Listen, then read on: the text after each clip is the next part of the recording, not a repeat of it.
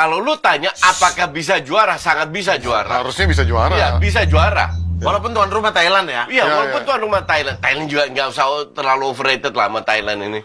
Tapi kalau gue bilang, kalau nggak juara pun nggak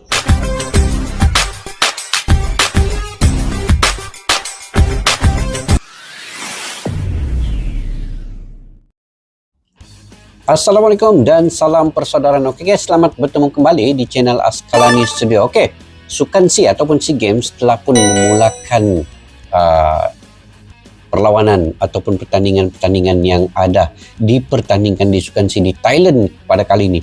Yang saya ingin bicarakan hari ini ya terkait dengan sepak bola. Oke, Indonesia antara tim yang sangat sukses di Timnas U22 ini. Karena apa guys? Karena mereka memiliki pemain-pemain yang hebat, pemain yang berpengalaman dan juga pemain diaspora, lebih kurang ada 5 orang pemain diaspora yang akan memperkuatkan Timnas Indonesia. Dan hari ini Malaysia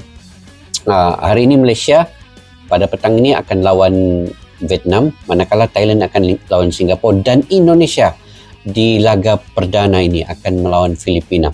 Dikabarkan juga guys, Filipina pada kali ini mengantar tim yang bukan calang-calang timnya. Mereka juga ada pemain diaspora, mereka juga ada pemain keturunan dan naturalisasi mereka. Jadi perlawanan pertama Filipina menang lawan Myanmar. Jadi ini sebagai petanda bahwa Indonesia juga harus berhati-hati. Tetapi saya yakin Indonesia punya pemain yang pengalaman di bawah Indra Sapri akan mempertahankan kejuaraan pada kali ini. Oke guys, sebelum itu kita semak dulu apa yang ada dalam video ini. Nanti di akhir video kita akan analisa lagi. Tanpa berbasa-basi, yuk kita semak dulu video ini. SEA Games baru mulai, tapi nilai pasar timnas Indonesia langsung bikin geger. Siapa sangka Garuda Muda masuk jajaran termahal di Asia Tenggara. Jajaran SEA Games termahal guys 2025 ya. Thailand resmi bergulir, dan cabang sepak bola kembali jadi pusat perhatian. Laga pembuka mempertemukan Timor Leste melawan Thailand, tapi perhatian publik justru tertuju pada nilai pasar terbesar di turnamen ini. Timnas Indonesia U22 ternyata menjadi salah satu skuad dengan valuasi tertinggi. Skuad asuhan Indra Syafri membawa 23 pemain, termasuk para pemain abroad seperti Mauro Zieljelstra, Ivar Jenner, hingga Dion Marks. Total nilai pasar Garuda Muda mencapai 55,19 miliar rupiah, menjadikan Indonesia sebagai tim yang datang bukan hanya dengan kekuatan teknis, tetapi juga dengan reputasi besar. Beberapa pemain dengan nilai tertinggi antara lain: Ivar Jenner 5,21 miliar rupiah, Muhammad Ferrari 4,78 miliar rupiah, Kadek Arel 4,35 miliar rupiah, Hoki Caraka 3,48 miliar rupiah. Dengan skuad semewah ini, Indonesia diharapkan mampu tampil kompetitif dan mempertahankan medali emas yang diraih pada edisi sebelumnya. Garuda Muda berada di grup C bersama Filipina dan Myanmar. Laga pembuka melawan Filipina akan digelar 8 Desember, disusul duel kontra Myanmar pada 12 Desember. Mampukah nilai besar berbuah prestasi besar? Official training persiapan SEA Games. Tapi betul-betul lah kali ini Indonesia nampak mewah ya. Pemainnya Mauro Zieljelstra juga ada, Ivar Jenner juga ada, Rafael Struijk juga ada. Betul-betul. Jens Reben, semua yang punya pengalaman. Sorry coach. Indra Sapri ada. Siapa lagi dia punya coachnya?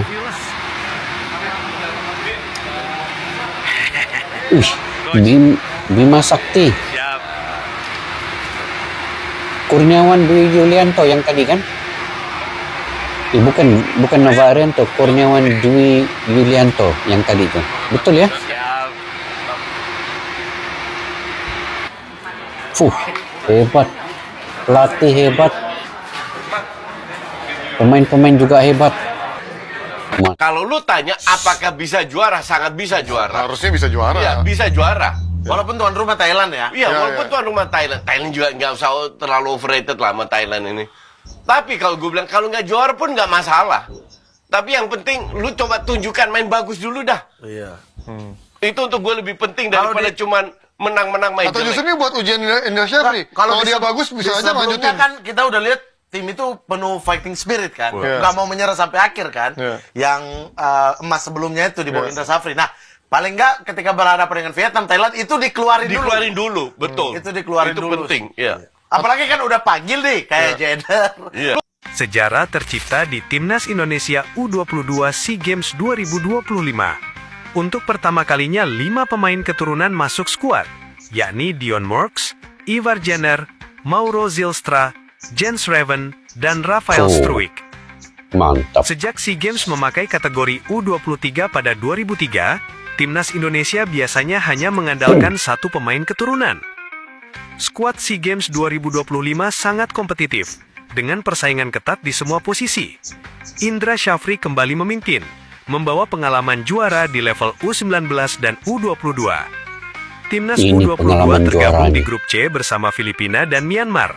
Laga pertama melawan Filipina dijadwalkan Senin, 8 Desember, dan melawan Myanmar, Jumat, 12 Desember 2025. Negara tetangga bersorak, absennya Marcelino Ferdinand bikin Indra Safri harus putar otak keras. Media Vietnam Wah, menyoroti gelandang ini andalan timnas Marcelino U22 ini yang Ferdinand nggak cedera main hamstring dan rupanya. harus Cedera, operasi, ya? membuat lini serang kehilangan pemain kunci. Lawan pun makin percaya diri, Aduh. sementara Indra Safri harus atur ulang strategi, mengoptimalkan pemain keturunan agar Garuda Muda tetap punya peluang meraih emas SEA Games 2025.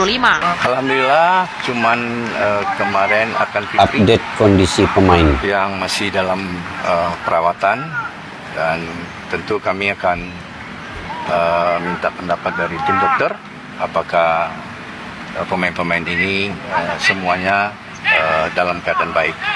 Kemarin juga sudah ada medical check up semua pemain, karena itu saya minta semua pemain harus dilakukan medical check up, dan tim dokter juga akan melaporkan itu nanti malam, dan mungkin nanti kita akan putuskan.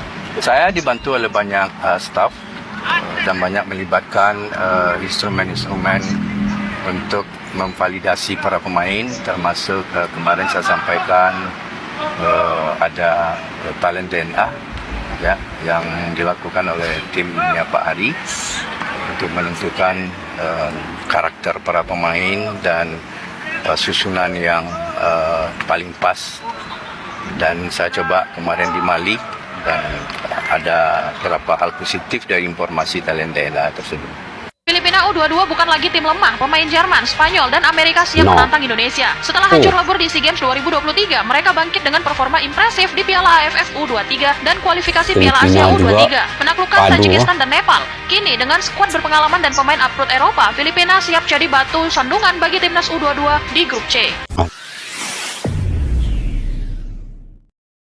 Oke guys, kali ini satu pertandingan di SEA Games yang semua sebenarnya tim telah mempersiapkan masing-masing dengan kekuatan masing-masing ya. Filipina terutamanya satu grup dengan Indonesia ini menang ke atas Myanmar di perlawanan pembukaan mereka 2-0. Ini menunjukkan bahwa Filipina bukanlah tim yang dianggap kita anggap dia lemah ya. Jadi kita harus berhati-hati juga. Indonesia harus berhati-hati. Oke, sebelum kita bicara lebih lanjut terkait dengan timnas Indonesia ini, Malaysia menang lawan Laos di perlawanan pertama 4-1, dan hari ini juga akan lawan Vietnam, perlawanan penentuan sama ada Malaysia akan lolos ataupun gagal. Kalau kalah, maknanya Vietnam yang akan meneruskan ke peringkat seterusnya. Tetapi kita fokus kepada Indonesia ini, lawan Filipina hari ini, dan nanti lawan seterusnya ialah Myanmar. Mampukah Indonesia mengekalkan kejuaraan? Bagi saya, ikut pendapat-pendapat dalam video tadi, Indonesia bisa menjadi juara. Tetapi jangan terlalu memandang rendah tim-tim lain, karena mereka juga membuat persiapan yang rapi. Kita tahu identiti latihan Indra Safri ini. Dia sebenarnya di bawah Indra Safri ini, dia latihannya simple, efektif, dan tajam. Walaupun Coach Indra ini bukanlah pelatih taktik berat kayak Sintayong ya, tetapi dia unggul dalam membentuk pasukan yang kompak dan juga sentuhan cepatnya. Dia punya permainan direct dan juga transisi ringkas. Kemudian meningkatkan mental pemain muda juga. Indra Sapri ini dapat membina pemain yang tidak superstar menjadi efektif dalam tim. Oke, kita ambil contoh. Contohnya waktu kejuaraan di Kamboja 2023. Rizky Ridho main peranan penting, Doni Tripamongkas, Jens Reben. Kali ini ada tambahan 4 lagi pemain diaspora.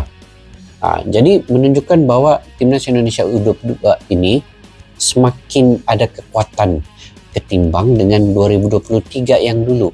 Walaupun mereka juara kan, tapi kali ini lebih kekuatan itu. Kalau melihat nilai-nilai pasar juga, kita lihat tadi ya, Indonesia ini antara tim yang sangat mewah, mempunyai kekuatan yang punya pengalaman pemain dari segi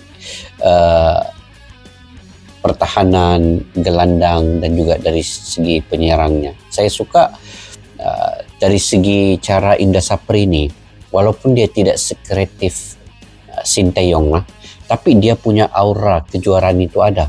Indra Sapri ini dia fokus kepada pressing cepat.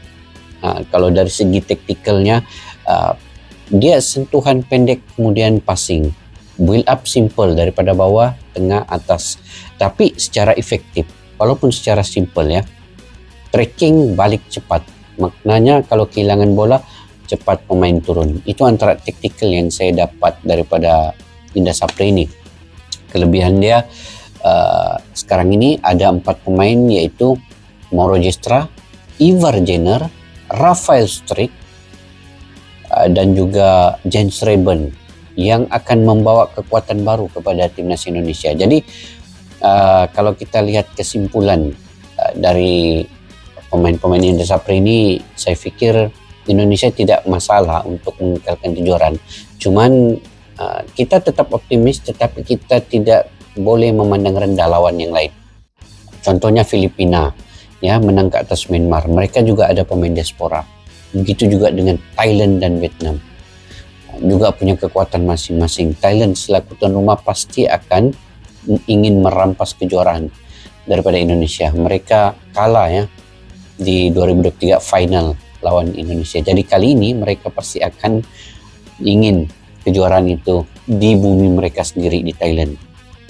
Indra Sapri punya aura karena beliau menjadikan Indonesia ini juara SEA Games 2023, juara Piala AFF U19 dua kali ya U19, dan melahirkan banyak pemain-pemain senior. Jadi Indra Sapri ini sudah tahu bagaimana cara memotivasi pemain-pemain muda ini, kapan harus menyerang dan kapan harus bertahan, bagaimana mengatur mental di laga semifinal dan final. Itu pengalaman yang ada pada Indra Sapri ini. Oke guys, mungkin saya pikir itu saja video pada kali ini, analisa pada kali ini. Kita doakan semoga hari ini Indonesia menang lawan Filipina, Malaysia juga menang lawan Vietnam. Kedua-duanya saya akan sokong Malaysia dan juga Indonesia, guys. Ya, mudah-mudahan Malaysia ini, walaupun saya tidak terlalu optimis ke atas Malaysia ini, karena baru-baru ini pun mereka terkeluar daripada Piala Asia. Tetapi saya tetap mendoakan semoga kejayaan lawan Vietnam hari ini akan ada hasilnya. Mereka baru-baru ini kalah kepada Vietnam juga ya. Kalah 4-0 ya ke atas Vietnam.